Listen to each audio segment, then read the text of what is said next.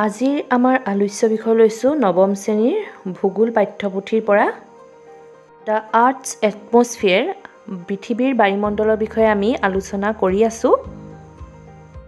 আজি আলোচনা কৰিম লেয়াৰ্ছ অৱ দ্য এটমস্ফিয়াৰ অৰ্থাৎ বায়ুমণ্ডলৰ স্তৰসমূহ। আগৰ ভিডিঅ'টোত আমি গেছৰ ৰাসায়নিক গঠন অনুসৰি বায়ুমণ্ডলৰ স্তৰকেইটা আলোচনা কৰিলোঁ।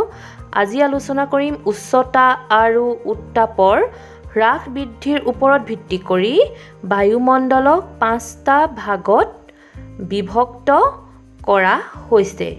সেইকেইটা হ'ল ট্ৰপোস্ফিয়াৰ, ষ্ট্ৰেটোস্ফিয়াৰ, মেছোস্ফিয়াৰ, থাৰ্মোস্ফিয়াৰ, এক্সোস্ফিয়াৰ। এতিয়া চিত্ৰৰ সহায়ত বুজি লওঁ আহা দ্য আৰ্থছ এটমস্ফিয়াৰ। এইকেইটা হৈছে বায়ুমণ্ডলৰ স্তৰ। এইটো হৈছে পৃথিৱীৰ গাতে লাগি থকা আটাইতকৈ তলত ট্ৰপোস্ফিয়াৰৰ ওপৰত ষ্ট্ৰেটোস্ফিয়াৰ আছে 12ৰ পৰা 50 কিলোমিটাৰৰ ভিতৰত। তাৰ পাছত আছে মেছোস্ফিয়াৰ, থাৰ্মোস্ফিয়াৰ, এক্সোস্ফিয়াৰ। এই 5টা হৈছে উচ্চতা আৰু উত্তাপৰ হ্ৰাস বৃদ্ধিৰ ভিত্তিত বায়ুমণ্ডলৰ স্তৰ।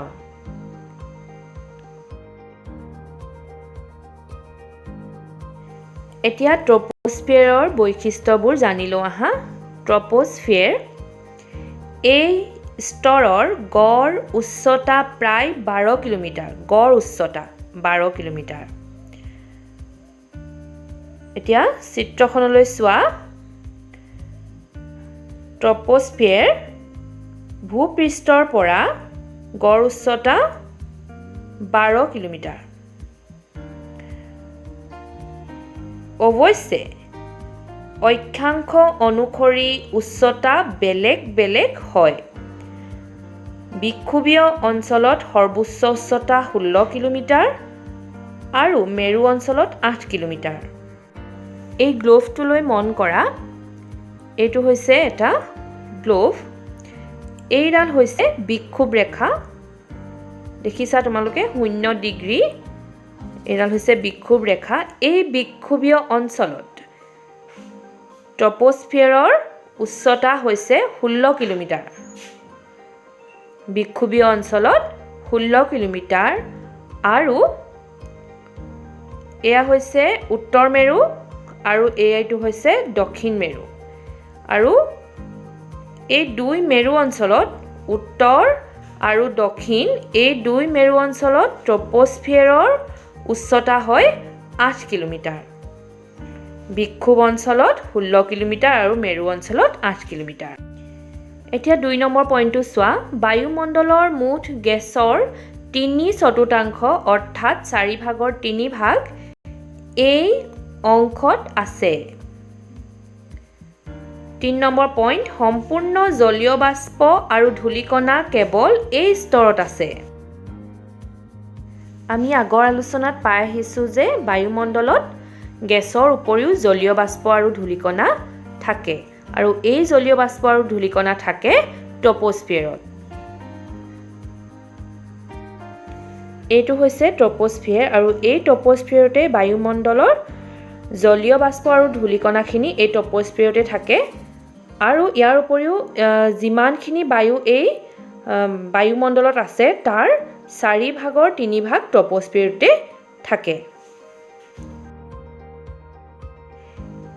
এই স্তৰৰ নিম্ন ভাগত উষ্ণতা বেছি আৰু উচ্চতা বৃদ্ধিৰ লগে লগে উষ্ণতা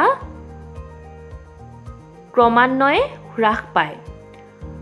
উচ্চতা বৃদ্ধিৰ লগে লগে উষ্ণতা হ্ৰাস পায়। এইটো এটা গুৰুত্বপূৰ্ণ কথা। এয়া হৈছে পৃথিৱী পৃষ্ঠ। পৃথিৱী পৃষ্ঠৰ পৰা যিমান ওপৰলৈ যাব সিমানেই উষ্ণতা হ্ৰাস পাব, অৰ্থাৎ ঠাণ্ডা হৈ গৈ থাকিব। সেইকাৰণে পৰ্বত পাহাৰবিলাকৰ ওপৰ অংশ সদায় কি হয়, যিমানেই ওপৰলৈ গৈ থকা হয় সিমান ঠাণ্ডা হয়। ওপৰ অংশত কি হয়, বৰফ জমা হৈ থাকে আৰু সেয়েহে ওখ ওখ অঞ্চলবিলাকত সদায় বৰফ পৰে।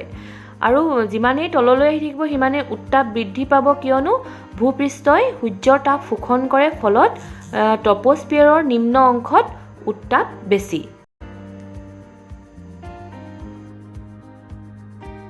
4 নম্বৰ পইণ্টটোৰ লগতে এটা গুৰুত্বপূৰ্ণ কথা হৈছে প্ৰতি কিলোমিটাৰ উচ্চতা বৃদ্ধিত 6.5 ডিগ্ৰী চেণ্টিগ্ৰেডকৈ বায়ুৰ উষ্ণতা হ্ৰাস পায়। অৰ্থাৎ যিমানেই ওপৰলৈ গৈ থাকিব, প্ৰতিটো কিলোমিটাৰতে 1 কিলোমিটাৰ যদি আমি ওপৰলৈ যাওঁ, উচ্চতা ওপৰলৈ যাওঁ, তেতিয়া কি হ'ব 6.5 ডিগ্ৰী চেণ্টিগ্ৰেডকৈ উষ্ণতা হ্ৰাস পাব। আৰু এই হ্ৰাস পোৱা হাৰটোক কয় লেপছ হাৰ, লেপছ ৰেট। 5 নম্বৰ পইণ্ট, ডাৱৰৰ সৃষ্টি, বৰষুণ, ঘূৰ্ণীবতাহ, ধুমুহা, বৃষ্টি আদি ট্ৰপোস্ফিয়াৰতে সংঘটিত হয়। অৰ্থাৎ বতৰৰ প্ৰায় সকলো ক্ৰিয়া কাৰ্য এই স্তৰতে সংঘটিত হয়। এইটো এটা গুৰুত্বপূৰ্ণ কথা। ইয়াৰ শ্বৰ্ট কুৱেশ্যনো আহে যে বতৰৰ ক্ৰিয়াকলাপ কোনটো স্তৰত সংঘটিত হয়, আমি লিখিব লাগিব ট্ৰপোস্ফিয়াৰত। এতিয়া চিত্ৰত মন কৰা, এইবিলাক তোমালোকে ডাৱৰ দেখিছা। ডাৱৰৰ সৃষ্টি ট্ৰপোস্ফিয়াৰত হয়, কিয়নো জলীয় বাষ্প আৰু ধূলিকণা ট্ৰপোস্ফিয়াৰত আছে, আৰু ইয়াতে বৰষুণ হয়, বতৰৰ সকলো ক্ৰিয়াকলাপ ইয়াতে হয়। এতিয়া 6 নম্বৰ পইণ্ট, ট্ৰপোস্ফিয়াৰৰ ঊৰ্ধ্ব সীমাটোক ট্ৰপোপজ বোলে। ট্ৰপোপজ প্ৰায় 1.5 কিলোমিটাৰ ডাঠ আৰু ইয়াৰ সৰ্বনিম্ন উষ্ণতা -60 ডিগ্ৰী চেণ্টিগ্ৰেড। তোমালোকৰ পাঠ্যপুথিৰ এই চিত্ৰটোলৈ মন কৰা, এয়া হৈছে ট্ৰপোস্ফিয়াৰ। ট্ৰপোস্ফিয়াৰৰ ওপৰৰ অংশটোৱে হৈছে ট্ৰপোপজ, আৰু এই ট্ৰপোপজ 1.5 কিলোমিটাৰ ডাঠ, আৰু এই অংশত উষ্ণতা হ্ৰাস পাই হয়গৈ -60 ডিগ্ৰী চেণ্টিগ্ৰেড।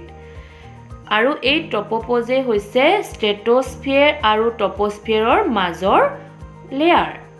এতিয়া তোমালোকৰ এই লেচনটোৰে 3 নম্বৰ কুৱেশ্যনটোত আছে যে বায়ুমণ্ডলৰ স্তৰসমূহ চিত্ৰৰ সহায়ত বুজাই লিখা। তেতিয়া এই চিত্ৰটো তোমালোকে আঁকি দিলেই হ'ব। আঁকিবলৈ সহজ, তোমালোকে বাৰে বাৰে এইটো অনুশীলন কৰিবা।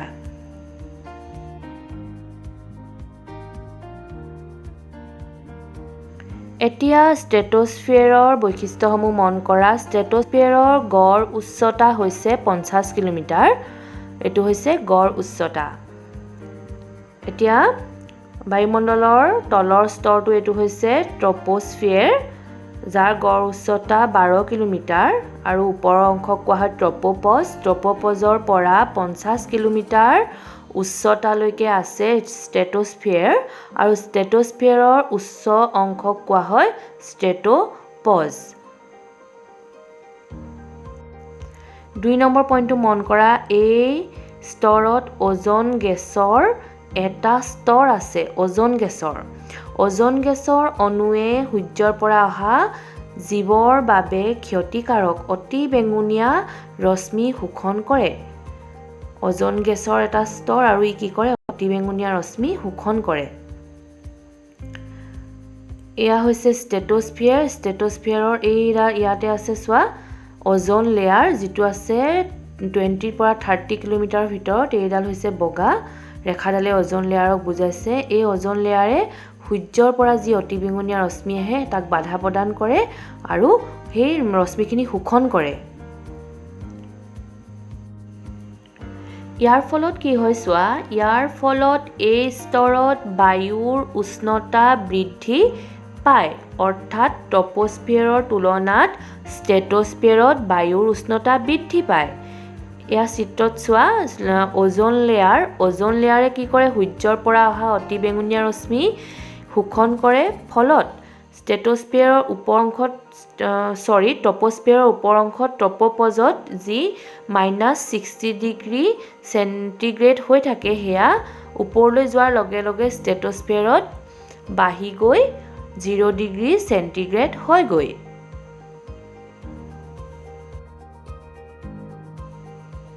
সেই কথাটোকে আমি ইয়াত উল্লেখ কৰিছোঁ যে ষ্ট্ৰেটোস্ফিয়াৰৰ নিম্নভাগত থকা প্ৰায় -60 ডিগ্ৰী চেণ্টিগ্ৰেড উষ্ণতা এই স্তৰৰ উচ্চ ভাগত প্ৰায় 0 ডিগ্ৰী চেণ্টিগ্ৰেড হয়। এতিয়া আহা 4 নম্বৰ পইণ্টটোলৈ। ডাৱৰবিহীন এই স্তৰটোত বতাহৰ গতি প্ৰায় অনুভূমিক। বতাহৰ গতি অনুভূমিক অৰ্থাৎ বতাহৰ বিশেষ গতিবিধি এই স্তৰত দেখা নাযায়। সেইবাবে এই স্তৰত আকাশী পথবোৰৰ ৰচনা কৰা হৈছে। এইটো এটা চমু কুৱেশ্যন হ'ব পাৰে যে আকাশী পথবোৰৰ ৰচনা কোনটো স্তৰত কৰা হৈছে, তেতিয়া আমি উত্তৰ দিব লাগিব যে ষ্ট্ৰেটোস্ফিয়াৰত কৰা হৈছে। আৰু এইখিনিতে এটা কনফিউজন এটা আছে যিটো আমাৰ পাঠ্যপুথিত বিশদভাৱে মানে ক্লিয়াৰকৈ আমাৰ উল্লেখ নাই। সেইটো হৈছে ষ্ট্ৰেটোস্ফিয়াৰত জেট কেটেগৰীৰ বিমানবিলাক চলে, আনহাতে ট্ৰপোস্ফিয়াৰত সাধাৰণ বিমান যিটো আমি এভিয়েশ্যন এক্টিভিটি বুলি কওঁ, বৈমানিক গতিবিধি, সেইটো হয় তলৰ অংশত অৰ্থাৎ ট্ৰপোস্ফিয়াৰত হয়। জেট কেটেগৰীৰ প্লেনবিলাকে ষ্ট্ৰেটোস্ফিয়াৰত চলে, আনহাতে সাধাৰণ সৰু এয়াৰক্ৰাফ্টৰ পৰা আদি কৰি ডাঙৰ বিমানবিলাক যিটো এভিয়েশ্যন এক্টিভিটি হয়, সকলো ধৰণৰ এভিয়েশ্যন এক্টিভিটি ট্ৰপোস্ফিয়াৰত হয়। কিন্তু যিহেতু আমি পাঠ্যপুথি ফ'ল' কৰিব লাগিব, সেইকাৰণে মই কথাটো পাঠ্যপুথিত দিয়া ধৰণে উল্লেখ কৰিছোঁ।